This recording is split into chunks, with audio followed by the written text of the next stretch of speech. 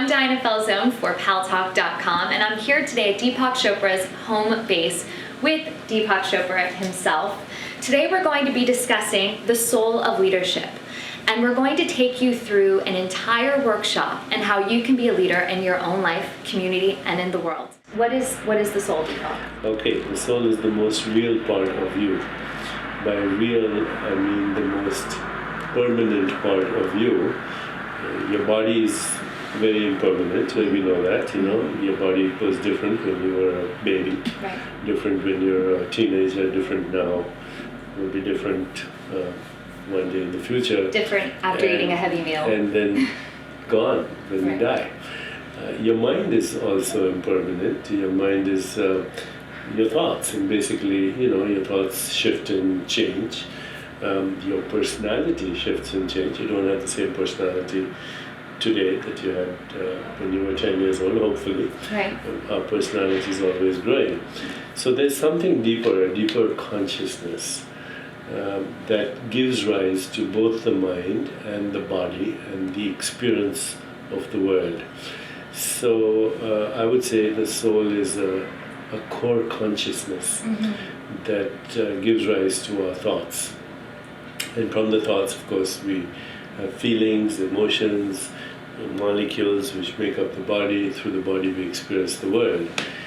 Most people do not really understand what their soul is. Now, all those people who are watching us right now, if we were to say to them, as you're listening to us and watching us, and do it right now as I'm telling you to do this, as you're listening to us and watching us, just for a second, turn your attention to the one who's watching.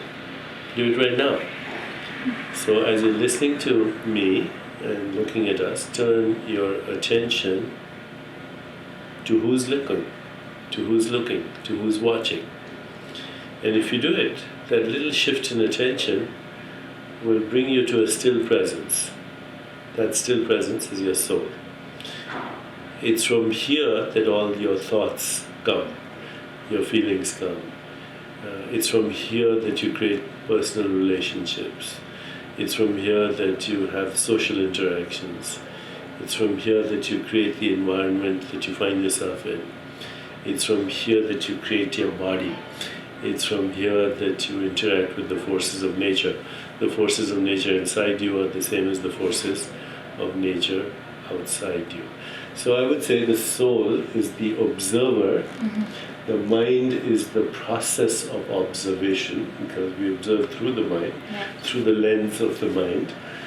The mind is not who we are, it's what we are observing through, our thoughts, our feelings, our emotions, our memories, our desires. So the soul is who we are. The soul is who we are. And the mind just filters that. The mind filters that, and the mind is the process. Right. Okay, and then the body is the object of observation, as is the world. How do you experience the world? Through your body. So you experience the world through your body. Everything that you call the world is a sensation in your body. Everything that you call the mind is a thought somewhere, but the soul is the one who's creating both the body and the mind. Well, that kind of leads me to my next question, because there's many different kinds of leaders in the world. But when someone leads from their soul, how do they differ?